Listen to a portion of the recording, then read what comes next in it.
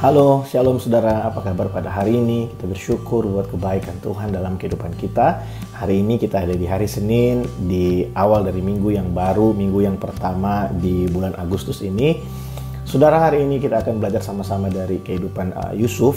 Seperti yang kemarin sudah kita sama-sama pelajari dalam ibadah raya kita, bagaimana Tuhan mempersiapkan dia untuk hari-hari depan yang sangat buruk keadaannya, tapi Tuhan terlebih dahulu mempersiapkan Yusuf sehingga ketika keadaan yang sulit terjadi, Yusuf bisa keluar dan Yusuf bisa menolong orang-orang yang ada pada saat itu. Secara khusus, Yusuf bisa memelihara kehidupan dari keturunan Yakub, keturunan Israel.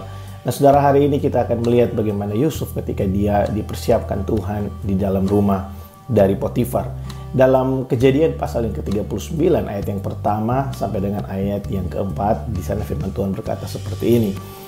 Adapun Yusuf telah dibawa ke Mesir, dan Potifar seorang Mesir, pegawai istana Firaun, kepala pengawal raja, membeli dia dari tangan orang Ismail yang telah membawa dia ke situ. Tetapi Tuhan menyertai Yusuf sehingga ia menjadi seorang yang selalu berhasil dalam pekerjaannya. Maka tinggallah ia di rumah tuannya, orang Mesir itu.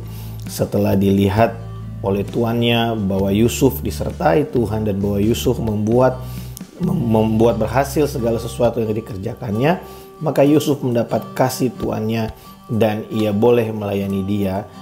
Kepada Yusuf diberikannya kuasa atas rumahnya dan segala miliknya diserahkannya kepada kuasa Yusuf. Nah, saudara, kita melihat bagaimana Yusuf ketika dia ada di rumah Potifar. Potifar bukan orang Yahudi, dia bukan keturunan dari Yakub, dia adalah orang Mesir. Dan kita melihat bagaimana penyertaan Tuhan membuat Yusuf pada saat itu bisa tampil berbeda di tengah-tengah orang-orang yang tidak mengenal Allah. Nah, saudara, penyertaan Tuhan dalam kehidupan kita itu sangat penting. Ketika kita berjalan sesuai dengan penyertaan Tuhan, ketika kita berjalan sesuai dengan kehendaknya dalam kehidupan kita, maka kita akan melihat ada sesuatu yang berbeda keluar dari kehidupan kita.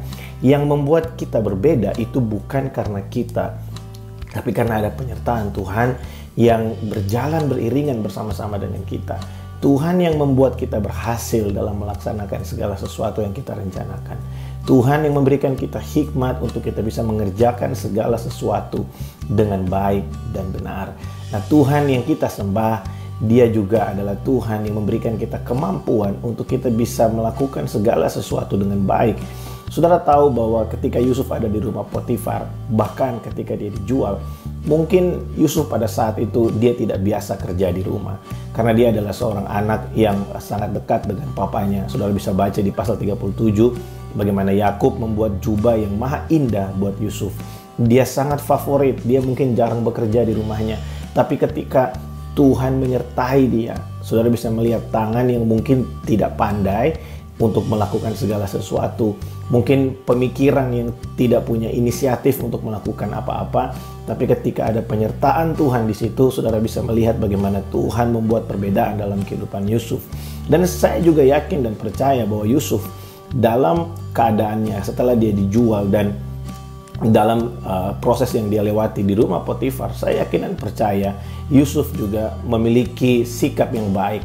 Dia melakukan segala sesuatu dengan ketertiban. Dia melakukan segala sesuatu dengan cakap. Yusuf bisa membagikan kepada Potifar dan keluarganya pada saat itu kasih dan pengharapan yang dia terima dari Tuhan.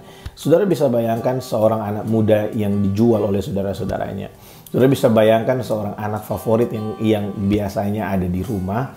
Ketika saudara-saudaranya bahkan pergi untuk berkebun dan lain sebagainya, mengerjakan hal-hal yang ada di luar, Yusuf ada di rumah. Ketika dia dijual oleh saudara-saudaranya, saudara bisa bayangkan bagaimana terpukulnya dia, bagaimana dia merasa kecewa. Tapi kenapa dia bisa melewati itu semua? Saya yakin dan percaya Yusuf memiliki pengharapan di dalam Tuhan. Sehingga pengharapan yang dia punya itu, satu semangat pengharapan yang dia punya itu terpancar keluar dari kehidupannya. Sehingga Potifar pada saat itu bisa melihat sesuatu yang berbeda dalam kehidupannya. Nah, saudara, Amsal pasal yang ketiga, ayat yang ketiga dan ayat yang keempat di sana berkata, janganlah kasih dan setia meninggalkan engkau, maka engkau akan mendapatkan kasih dan penghargaan di hadapan manusia. Ketika kita berjalan di dalam kasih-Nya Tuhan, jangan biarkan kehidupan kita kehilangan nuansa kasih dan kesetiaan Tuhan. Karena kita terlebih dahulu menerima kasih dan kesetiaan Tuhan dalam kehidupan kita. Saya dan saudara ada hari ini karena kasih dan kesetiaan Tuhan, karena kebenaran dan kesetiaan Tuhan terjadi dalam kehidupan kita. Jangan biarkan semua itu berlalu dari kehidupan kita. Jangan biarkan kita berjalan di luar kasih dan kesetiaan itu. Biarkan kasih dan kesetiaan itu terpancar keluar. Seperti dalam kehidupan Yusuf, saya yakin dan percaya dari kehidupannya keluar kasih dan kesetiaan. Seperti yang dia terima dari Tuhan. Di masa-masa dia dibuang, di masa-masa dia dijual pada saat itu. Saya yakin dan percaya Tuhan menguatkan Yusuf. Tuhan memberikan dia kemampuan untuk dia bisa mengerti bahwa Tuhan itu setia, Tuhan itu mengasihi dia, sehingga dia bisa melewati setiap hal yang ada di depannya, bahkan sampai ke rumah Potifar. Bahkan setelah ini dia akan masuk dalam penjara.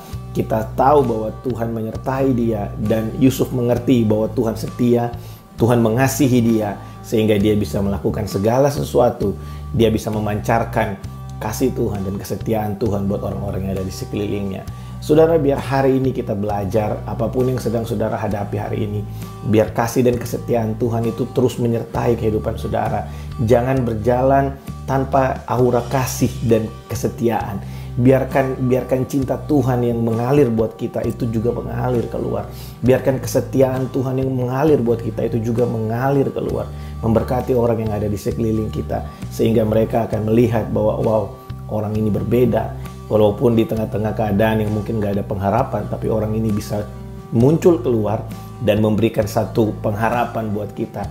Ada semangat ketika kita ada di tengah-tengah lingkungan kita. Saya berdoa supaya setiap kita terus bergairah di dalam Tuhan. Mari sama-sama hari ini kita berdoa. Tuhan, terima kasih buat firman-Mu hari ini. Kami bersyukur buat kasih setiamu. Hamba berdoa buat setiap umat-Mu Tuhan. Warga kerajaan di GBI Rock Malaysia. Tuhan, Engkau memberkati setiap kami.